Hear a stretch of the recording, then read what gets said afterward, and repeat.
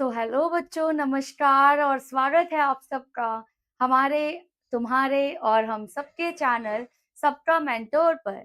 हम पढ़ने जा रहे हैं क्लास 8 की जो नई वाली एसएसटी की बुक है, उसका चैप्टर नंबर 4।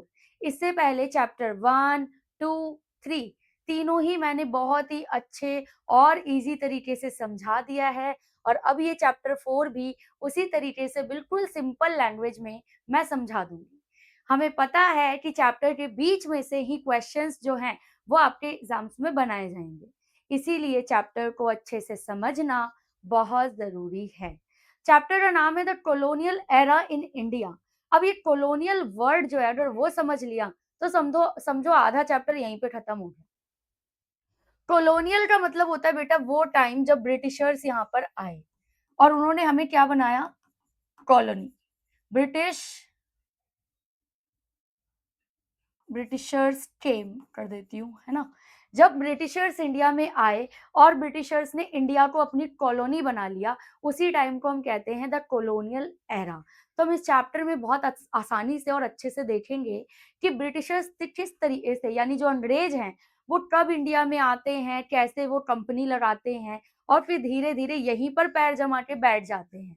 और सिर्फ ब्रिटिशर्स ही नहीं, और भी कई देशों से इंडिया के अंदर लोग आए थे जिन्होंने अपने पैर जमाने की कोशिश की, लेकिन एंड तक ब्रिटिशर्स यानी अंग्रेज ही वो लोग थे जो इंडिया को अपने कब्जे में रख पाते हैं। अराउंड 200 ईयर्स तक हम अंग्रेजों के गुलाम रहे हैं, ये बात तो आपको पता ही होगी। So the rise of British power and struggle for freedom. हम देखेंगे अब इतनी आसानी से तो नहीं ना किसी के गुलाम बन जाएंगे, थोड़ा बहुत तो हाथ पैर चलाएंगे ही ना भाई, है ना। तो देखेंगे इस चैप्टर के अंदर कि किस तरीके से हम जो हैं ब्रिटिशर्स के गुलाम बनते गए और कहाँ कहाँ पर यहाँ इंडिया वालों ने भी खुद को बचाने की जो कोशिश है वो की है। ठीक है, स्टार्ट करेंगे चैप्टर को। बड़ा ही इंटरेस्टिंग चैप्टर है। सबसे पहले समझो कि इंडिया के अंदर ब्रिटेन से ब्रिटिशर्स नहीं बल्कि और भी लोग थे जो यहाँ पर आ रहे हैं, बेसिकली यूरोपियंस इन इंडिया। अब यूरोपियन इन इंडिया में ब्रिटिशर्स भी आते हैं और पोर्तुगीज के लोग भी आते हैं। तो ध्यान देना, यूरोपियन यानी यूरोप की जो कंट्रीज थी, वहां से बहुत सारी कंपनीज इंडिया के अंदर आ रही थी, अट्रैक्ट हो रही थी। क्यों? कुछ तो इंडिया के पास होगा ही ना, इसीलिए तो आ रही थी। So India before colonial rule की अगर मैं बात करूं कि जब इंडिया कॉलोनी नहीं बनी थी, जब इंडिया आजाद था, वो किसी का गुलाम नहीं था, तब इंडिया कैसा था? India was one of the richest country in the world. याद रखना, दुनिया का एक बहुत अमीर देश माना जाता था इंडिया। ये फेमस था अपने स्पाइसेस यानी कि मसालों के लिए। कॉटन टेक्सटाइल, ये वही कॉटन है जो सबसे पहले हड़प्पा सभ्यता के लोगों ने उगाया था, उसके लिए। सिल्क, जेम्स, मनी के लिए ivory, woods, steel. India contributed nearly 1/4 of the world GDP. दुनिया के जीडीपी का 4th जो पार्ट है वो इंडिया कहीं ना कहीं डेवलप कर रहा था, और ये इंडिया की सिचुएशन थी यूरोपियंस के आने से पहले। रिच एंड प्रॉस्परस इंडिया था। Spices, cotton textile, silk, gems, ivory, woods और स्टील के जो मेटल है, ये सब इंडिया में पूरी पूरी मात्रा में मिलते थे, इसकी कोई कमी नहीं थी। फिर आगे क्या हुआ भाई? सबसे पहले आए पोर्तुगीज। ब्रिटिशर सबसे पहले इंडिया में नहीं आए थे हमें गुलाम बनाने के लिए। याद रखना, पोर्तुगीज से आए थे पोर्तुगीज, और इसका नाम है वास्को ड गामा। याद रखना, वास्को डी गामा पहला ऐसा इंसान था जो इंडिया में आया कालीकट के पास कोझिकोडे में 1498 में। इसने, कहते हैं इंडिया की खोज इसी ने करी थी। इंडिया की खोज नहीं, बेसिकली इंडिया तक आने का जो समुद्री रास्ता था, सबसे छोटा रास्ता था, उसे खोजा था। Open sea route between Europe and India, Europe से इंडिया आने का सबसे आसान और समुद्री रास्ता खोजा था वास्को डी गामा ने 1498 में। ये आपको याद रखना है। अब गोवा इंस्टीट्यूशन इंक्विजिशन किया इन्होंने क्योंकि ये वहीं पर आए थे। आपको पता है कर्नाटका के पास ही है गोवा। तो सबसे पहले इन्होंने गोवा को अपने कब्जे में लिया और started in 1560 religious persecution and the force conversion took place. Goa के अंदर आप देखोगे इन्होंने बहुत ज्यादा जो है धर्म परिवर्तन कराया, ईसाई धर्म जो है उसको वहां पर फैलाया। डिड यू नो, क्या आप जानते हो कि Portuguese were the first European to reach India by sea? Portuguese ही पहले ऐसे लोग थे जो समुद्र के द्वारा इंडिया में सबसे पहले आए थे। तो ये चीज याद रखना आप, ये एमसीक्यू में भी आ सकता है।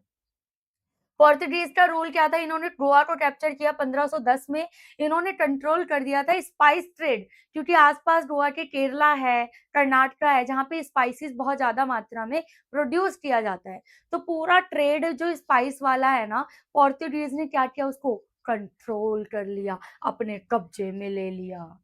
They introduce the card system, travel permit for ship. इन्होंने कार्ड सिस्टम स्टार्ट किया, मतलब अगर आपको शिप से कहीं भी ट्रेड करना है, आना जाना है, तो आपको परमिशन लेनी पड़ेगी। मतलब हमारे ही देश में आके हमें ही आपसे परमिशन लेनी पड़ेगी। आप बाहर से आए हो, आप परमिशन दिखाओ ना। ये चीज होने लगी।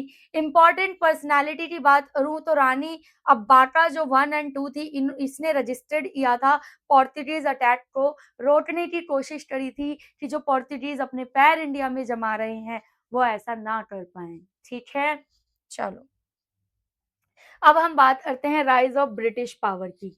सो ईस्ट इंडिया कंपनी, याद रखना, ईस्ट इंडिया कंपनी ये एक कंपनी थी जिनका काम था व्यापार करना।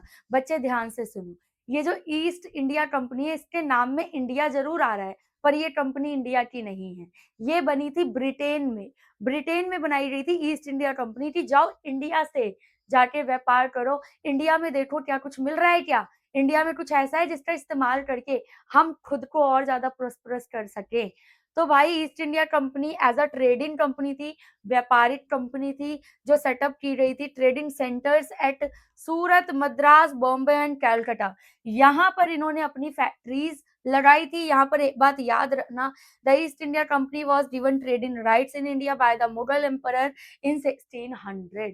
1600 के दौरान जब इंडिया में मुगल एम्पायर का शासन था, तो मुगल एम्परर्स ने ही हमारे ईस्ट इंडिया कंपनी को पावर दिया था कि ठीक है भाई, आ जाओ कंपनी लगा लो इंडिया के अंदर। वो कहते हैं ना, उंगली पकड़ाई थी, हाथ पकड़ाया था, ये तो सर पे आकर बैठ गए। वही बात हो गई यहाँ पर। डिवाइड एंड रूल की पॉलिसी याद रखना। एक छोटी सी कहानी सुनाती हूँ। एक बार जब हमारे जवाहरलाल नेहरू बहुत ही छोटे थे, स्कूल पढ़ने जाया करते थे, तो टीचर ने एक ऐसे लिखने के लिए दिया था कि बेटा ऐसे लिख के लाओ कि ब्रिटिशर्स या जो ईस्ट इंडिया कंपनी है, उसने इंडिया के अंदर शासन किस तरह किया, क्या क्या उनकी स्ट्रैटेजीज थी। और जवाहरलाल नेहरू पूरे पन्ने पर सिर्फ एक ही लाइन लिखकर आते हैं, and the line was divide and rule policy. फूट डालो और राज करो की नीति आज भी काम करती है। जहां हम दो जनों को आपस में लड़वाते हैं, तीसरे का फायदा हो जाता है। सेम चीज ब्रिटिशर्स ने करी, कॉन्फ्लिक्ट किया अमंग इंडियन रूलर्स, हमारे ही इंडिया के राजाओं को आपस में लड़वा दिया, भिड़वा दिया। Took advantage of rivalries and the succession disputes. ये जो हमारे राजा आपस में ही कॉम्पिटिशन कर रहे थे, कॉम्पिटिटर बन रहे थे, इसका फायदा उठाकर हमारी वीक पॉलिसीज का, डिसयूनिटी का फायदा उठाकर जो ब्रिटिशर्स हैं, उन्होंने अपने पैर यहाँ पर जमा दिए। इन्होंने एनकरेज किया डिवीजन अमंग द कम्युनिटी, तुम हिंदू हो, तुम मुस्लिम हो, तुम ये हो, तुम वो हो, और ये बोल बोलकर इन्होंने हमारे बीच फूट डलवाया और खुद राज किया। And it was the divide and rule policy. समझ आई बात? आगे चलते हैं और देखते हैं।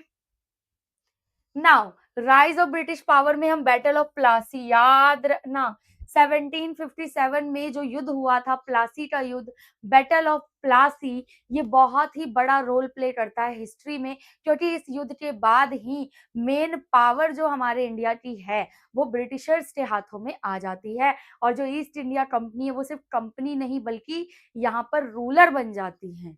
तो ध्यान से देखो, मेन पर्सन जो थे सिराजुद्दौला, रॉबर्ट क्लाइव और मीर जाफर थे यहाँ पर। और मीर जाफर जो है ना भाई, मीर जाफर ये बंदा, ये यही है सारी फसाद की जड़।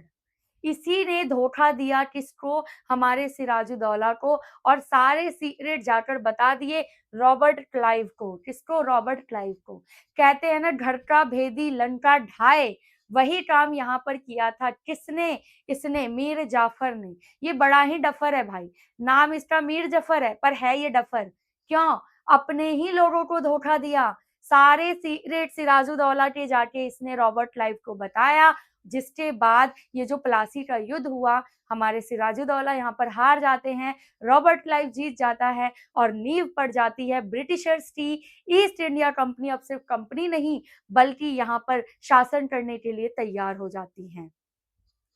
सो Britishers won the battle, beginning of British political control in India यहाँ से देखने के लिए मिलता है। और ब्रिटिशर्स दो तरह का सिस्टम यहाँ पर लागू करते हैं, दोनों ही सिस्टम मैं यहाँ कराने जा रही हूँ। They are the most important policies जो कि आपके पेपर में 100% आएगी, या तो ये या तो ये या तो दोनों, लिख के ले लो, यहाँ से क्वेश्चन आएगा ही आएगा।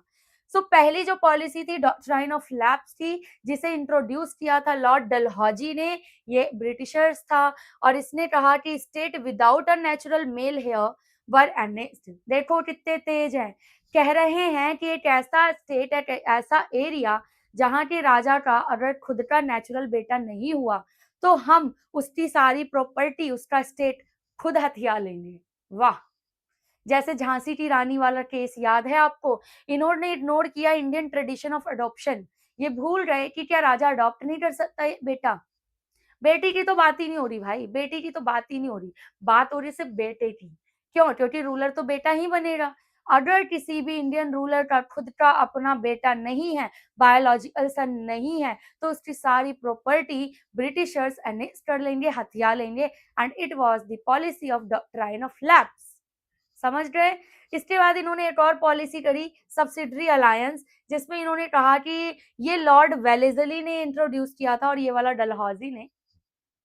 सब्सिडरी अलायंस में ये कहते हैं कि इंडियन रूलर के पास ना कोई भी अधिकार नहीं है कि वो अपनी आर्मी बनाए। सब्सिडरी अलायंस का मतलब है, ये कह रहे हैं कि इंडियन रूलर हो, जो छोटे-छोटे हो, आप रूल करो, अगर आपको आर्मी चाहिए होगी तो ब्रिटिशर्स की जो ट्रूप है वो आपके लिए काम करेगी, आप अपनी सेना खुद नहीं रख सकते। कितने तेज हैं भाई, कितने तेज हैं ये। मतलब इंडियन रूलर को कह रहे हैं तुम सेना मत रखो, अगर तुम्हें सेना चाहिए तो हम देंगे सेना, लेकिन उसके बदले तुम्हें हमें पैसा देना पड़ेगा। मतलब चिट भी तुम्हारी, पट भी तुम्हारी, बड़े तेज हो तुम तो। और इसे कहते हैं सब्सिडरी अलायंस। और इन्होंने कहा कि जो हमारे इंडियन रूलर हैं वो फॉरेन रिलेशन नहीं रख सकते इंडिपेंडेंटली, वो हमारे नीचे काम करेंगे, बेसिकली ये कहना चाहते थे सब्सिडरी अलायंस के अंदर। द बैटल ऑफ प्लासी जो कि 1757 में हुआ था, ये टर्निंग पॉइंट माना जाता है, that pave the way of Britishers dominance in India, जिसके बाद ब्रिटिशर्स का डोमिनेशन इंडिया के अंदर बढ़ जाता है।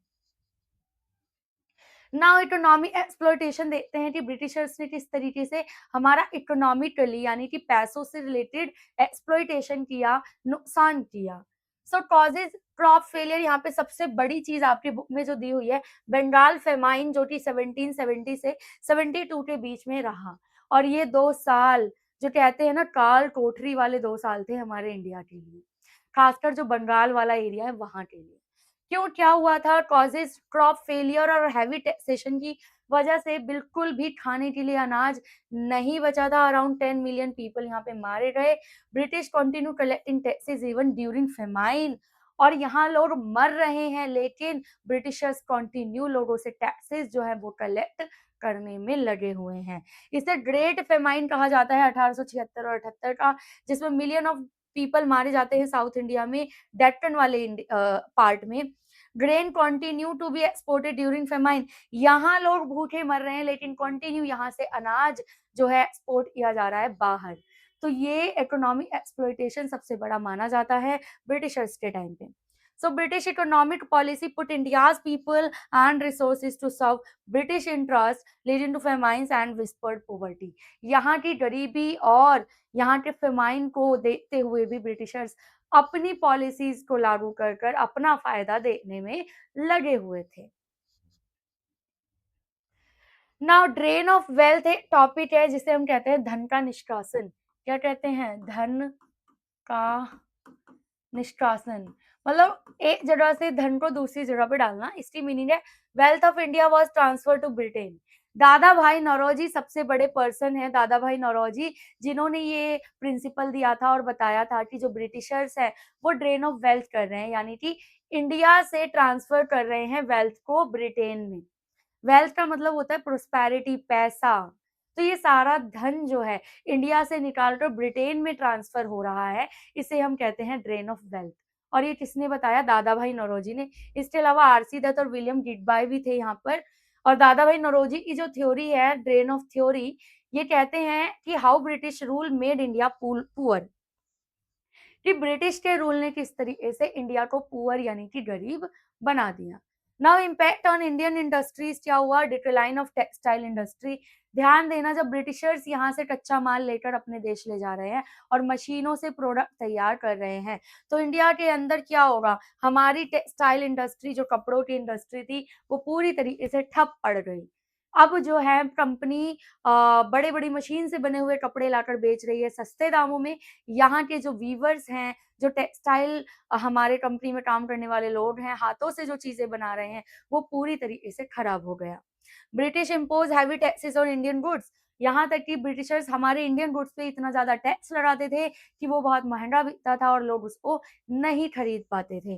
British good entered in India cheaply, जबकि जो ब्रिटिश से सामान आता था वो बहुत ही सस्ते दामों पर, बिना किसी, आप कह सकते हो, एक्सपोर्टेड जो लाइसेंस मिलता है उसके, हमारे इंडिया में लाकर वो बेच रहे थे।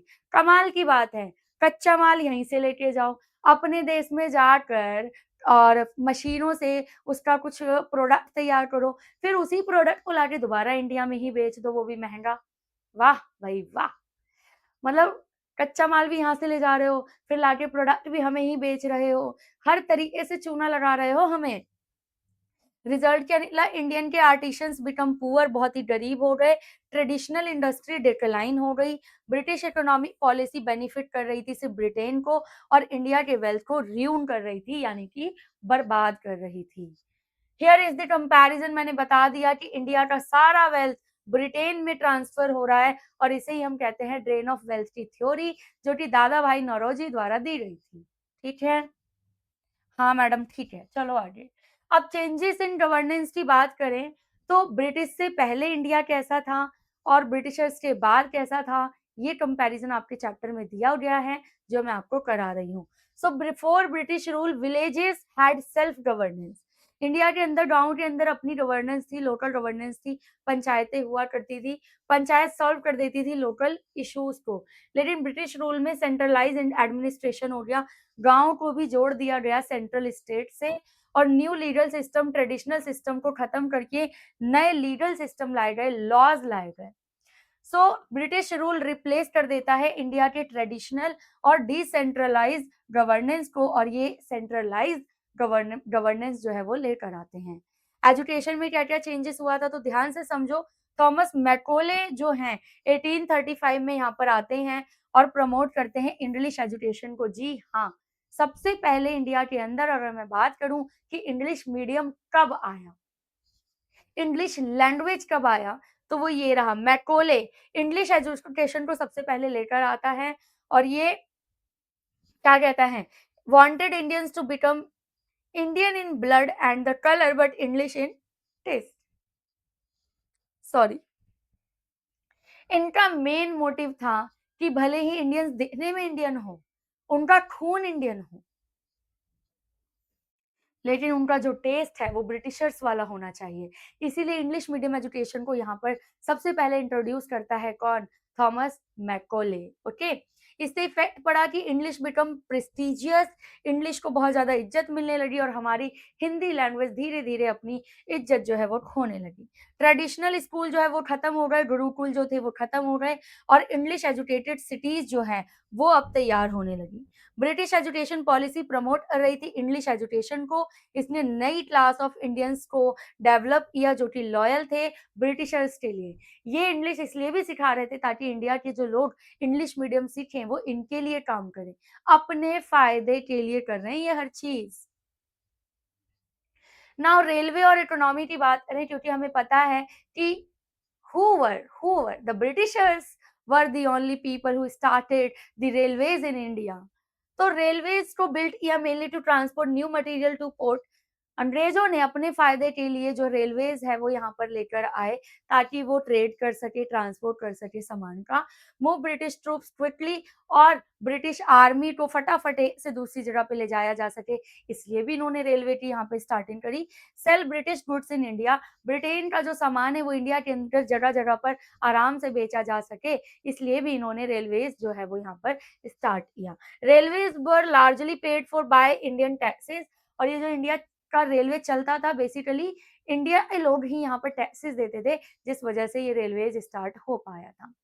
नाउ अर्ली रेजिस्टेंस की बात करें कि जो ये ब्रिटिशर्स इतना ज़्यादा उड़ रहे हैं हवा में, कोई तो रोकने की कोशिश करेगा ना, तो इनको रोकने के लिए रेजिस्टेंस के लिए जो काम किया है, सन्यासी फकीर रेबेलियन सबसे पहले इन्होंने स्टार्ट किया। सन्यासी लोगों ने रेबेल किया against the Britishers. It they began after Bengal famine, जब बंगाल में फेमाइन आया बहुत बड़ा, आपने देखा कि आप एक तरीके से कह सकते हो कि ये बहुत बड़ा डिक्लाइन था, फसल खराब हो रही थी, लोग मारे जा रहे थे, महामारी फैल रही थी, उसके बाद सन्यासी विद्रोह शुरू हुआ। सन्यासी एंड फकीर registered British policy, the early movement showed Indian anger against British rule. इन्होंने अपना गुस्सा जो है वो ज़ाहिर किया ब्रिटिशर्स के आगे। नाउ ट्राइबल अपराइजिंग की भी बात करें तो कोल अपराइजिंग यानी कि कोल विद्रोह शुरू हुआ 1831 से 32 में। ये भी अगेंस्ट ब्रिटिश लैंड पॉलिसी थी। अब ब्रिटिश की लैंड पॉलिसी क्या थी वो समझो। ब्रिटिशर्स जो है इन ट्राइबल्स को कहते थे कि आप ये जंगल छोड़ दो, आप इस जंगल को छोड़ो, हम आपको जमीन देंगे, आप खेती करो और किसान बनो और उसके बाद आप हमें टैक्स दो। वाह भाई वाह! अपनी फ्री की जमीन छोड़ दो, है ना? और आपके लिए हम जमीन पे खेती करें फिर आपको टैक्स दें। इतनी मती मारी गई है क्या हमारे ट्राइबल्स की?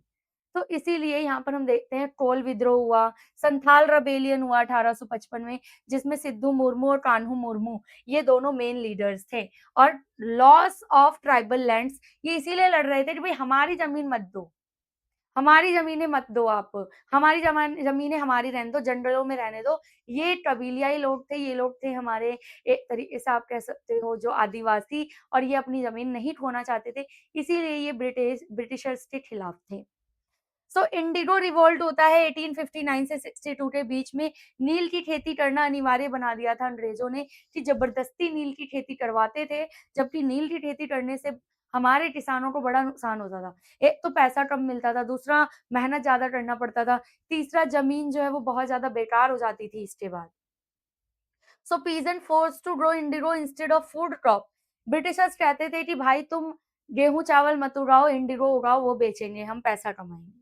रिजल्ट निकला कि British were force to reduce some abuses, और यहाँ पर लोगों ने सबसे पहले इंडिगो रिवॉल्ट स्टार्ट किया। बाद में भी हम देखेंगे एक और रिवॉल्ट होता है, वो महात्मा गांधी के टाइम का है, वो किसी और चैप्टर में आएगा। इस चैप्टर में यहीं तक है। और tribal uprising and peasant revolt reflect करता है हमारे गुस्से को, जो कि धीरे-धीरे ब्रिटिशर्स के आगे सामने हो रहा था।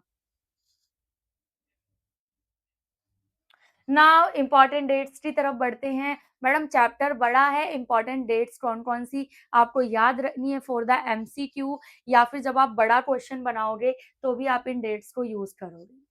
सो 1498 में वास्को डी गामा सबसे पहले कालीकट आता है कर्नाटका के पास, और ये पोर्तुगीज़ था, ये भी याद रखना। 1510 में पोर्तुगीज़ कैप्चर कर लेते हैं गोवा को, और एक चीज़ और, सबसे एंड में ही ये पोर्तुगीज़ गोवा को छोड़ के भी जाते हैं, ये भी याद रखना। ब्रिटिशर्स के जाने के बाद भी ये पोर्तुगीज़ नहीं जाते, आएँगे भी सबसे पहले और जाएँगे भी सबसे लेट।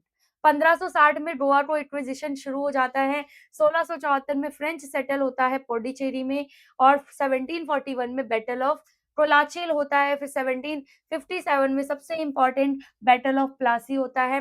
1770-72 के बीच में बंगाल फेमाइन हो जाता है, 1818 में एंड ऑफ मराठा पावर। 1831-32 के बीच में कोल अपराइजिंग यानी कोल विद्रोह होता है। 35 में हमारा मैकॉले आता है, जो कि इंग्लिश मीडियम एजुकेशन को लेकर आता है। 1855 में संथाल रेबेलियन, 57 में ग्रेट रेबेलियन, 1858 में बिगनिंग ऑफ द, आप कह सकते हो, ब्रिटिश राज दोबारा हो जाता है, और 59 से 62 के बीच में इंडिगो रिवॉल्ट जो है वो देखने के लिए मिलता है। So these are the major events and their years to remember for the exam purpose. यहाँ पर चैप्टर होता है एंड। इस चैप्टर के सारे टॉपिक जो भी थे आपको मैंने यहाँ पर बड़े ही ईज़ी शब्दों में क्लियर किया। आई होप आपको समझ में आया होगा। तो क्लास अच्छी लगी हो तो लाइक करो। नेक्स्ट वीडियो अगला कोई चैप्टर जो आपको समझ नहीं आ रहा, आपको लगता है कि नहीं मैडम आप समझा दो, तो you can comment down. Now bye bye, see you.